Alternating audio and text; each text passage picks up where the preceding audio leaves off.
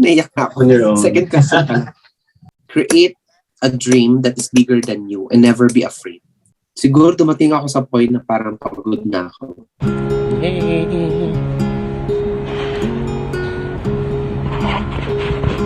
Yeah. Alright, so for this video, Okay. 1, 2, 3, go. Hello, Hello mga katribo! Hindi talaga sabay. Hindi. Hello mga katribo! Yeah, so welcome to our first ever split screen content. Yes. So dito, tatry natin yung Tony Talks feels na parang we are going to discuss something. So, as you can see, naka-split screen kami ngayon. Kasi as you all know, we all know na Boo is now living and working in the UK. Tatanungin natin siya ng ilang questions kung how he is now that he is living and working in the UK. For over a month, siya po ay nag-stay na doon. So, ano yung mga experiences na niya doon? Ano yung mga nililook forward niya pa? Ngayong nagsisimula na siya ng kanyang panibagong stage ng kanyang buhay bilang isang nurse sa ibang bansa. Kasi for the longest time, he's working as a nurse dito sa Philippines. Pinurso niya yung kanyang dream bilang maging isang nurse sa UK.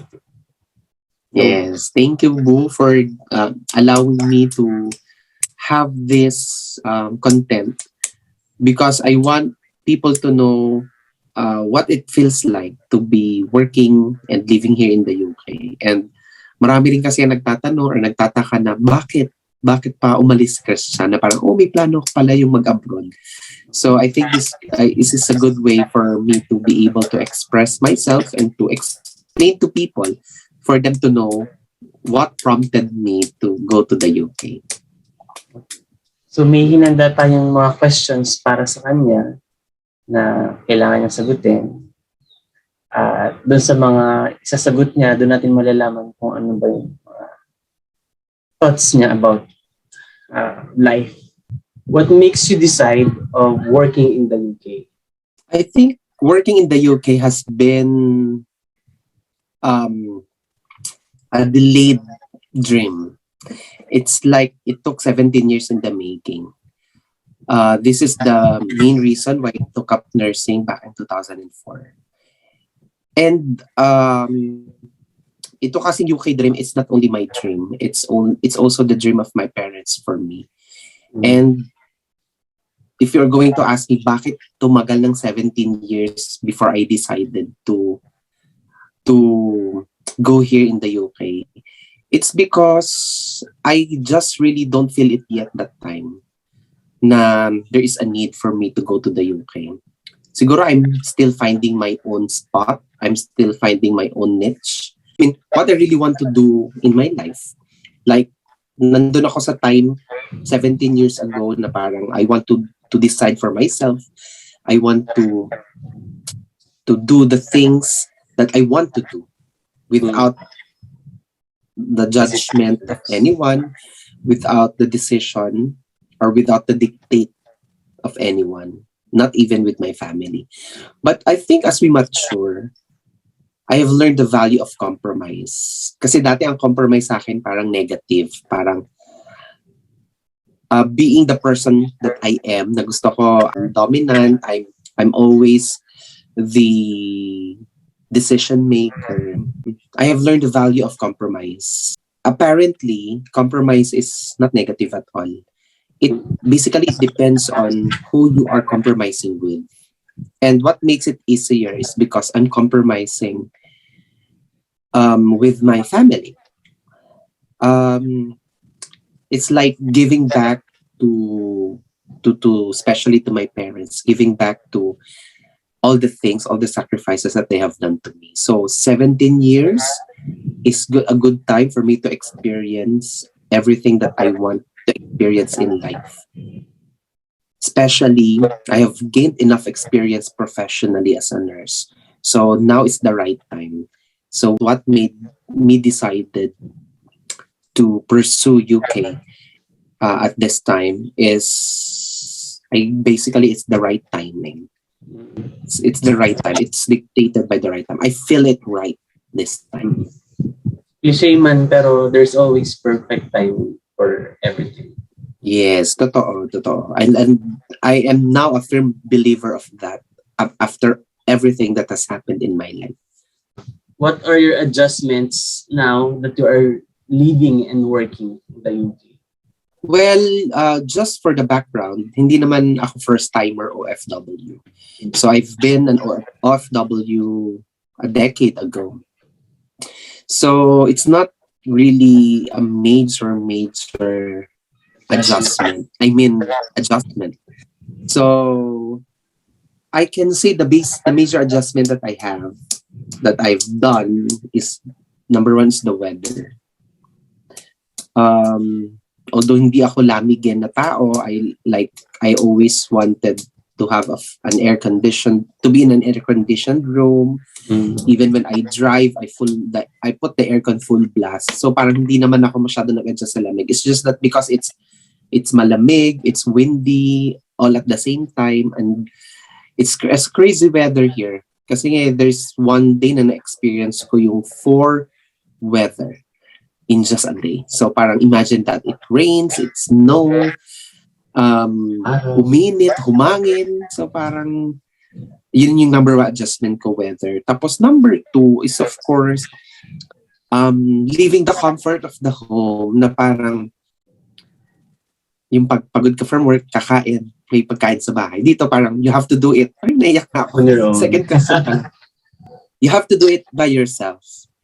Ako naman independent ako. As I mentioned, di naman ako first timer OFW. So it's just a little adjustment because for the past 6 years I've been staying with my parents, and I can say that doon sa bahay wala naman ako masyadong iniisip, like, kakain na lang, nandyan na, ready na and everything. But here you have to do everything for yourself. So that's another adjustment, which not really a major one kasi nga nagawa ko na siya before. But siguro because 6 years kung hindi ginagawa, 6 years akong naging dependent sa kanila. So yeah, it's an adjustment. And syempre, iba yung naranasan ko na you're with your family, you're with your friends who knows you very well. So yeah. Hindi naman siya tipong literal na back to zero adjustment. Hindi naman kasi pagdating ko naman dito, I have cousins here. Malaking bagay yung may relatives ka. I've met new friends. Malaking bagay na may relative ako dito kasi hindi ako naging, to be honest, wala akong feeling na naho-homesick pa as of now. I am feeling like a local. Siguro isa yun sa mga tekniko how to battle homesickness. Isa yun sa mga coping mechanism. Like I live here like a local. If there is no need for me to think about home, then I let myself feel like home here. Anyway, maswerte ako kasi we're now in the era of social media. So madali na lang, if you miss someone, you just message, you just call, and basically wala na yung homesickness era that before na parang kakalungkot, nakakaiyak, ganyan. But I must admit that the weather sometimes will make you feel like missing people, missing certain times or occasions in your life, because especially pag gloomy yung weather. When I came here, gloomy yung weather in Feb 26. So yeah, basically it's just about the weather, and it's about feeling home, finding home. So, syempre, kapag kami mga ganong adjustment, you also have to really adapt to the situation that you are now in. What was the most difficult part of leaving the country? Itong Philippines, dito sa Philippines. Pinaka-difficult na part is knowing that I am in a new relationship with you. Isa yon. It's difficult because it's just blossoming. It's just starting. But I make it a point, and I know that you have this in mind. I know that you feel this in your heart na when I decided to pursue this dream, I always make you a part of it. So mahirap siya kasi mahirap siya kasi bago lang tayo. Although it's we have been in a 1-year relationship. 16 months now, 1 year and 4 months. Yung difficult sa akin kasi syempre I have to really make you feel that you can trust me. Which I know that I have earned already in the past 16 months that we are together. Mahirap sa akin kasi nasanay kita na lagi tayong magkasama. Nasanay kita na lagi tayong may mga ginagawa, especially over the weekend, and sometimes we are doing sleepovers. So those are the things that I find it difficult now. Yun. Isa yun sa mga sakripisyo na kailangan kong gawin to pursue this dream. Pero kagaya ng lang sinasabi ko sa'yo, I think I have prepared you enough for this. Like, I have introduced you to my friends so that now that I'm here in UK, you can still have a social life without me, but it will make you feel like I'm there. Do you know what I mean? That's what I'm trying to always remind you na, hey, you have to go out sometimes with my friends. That's why I introduced you to my friends, diba? So I hope you find time to catch up with them. You find time to go out with them so that you don't lose naman the social life that I have introduced you to, diba? What are your expectations in working in the UK? To earn more money. Kasi although I must admit, yung pwede kong kitain dito, I can Earn earn din dito sa earn Pilipinas. dyan sa Pilipinas. Pero dito kasi I'm just focused on one job. I am just focused on my profession, which is nursing. And dito kasi in the UK, there is work and life balance. So you can earn that much, but you can just work maybe 3 times or 4 times a week. Not that I am regretful or not that I am complaining, but over there, I know how I work hard. I do works in between. I'm a nurse, I'm a financial advisor, I do teaching on the side. That's why I'm able to earn that much in the Philippines. But here, I'm just focused on just one job.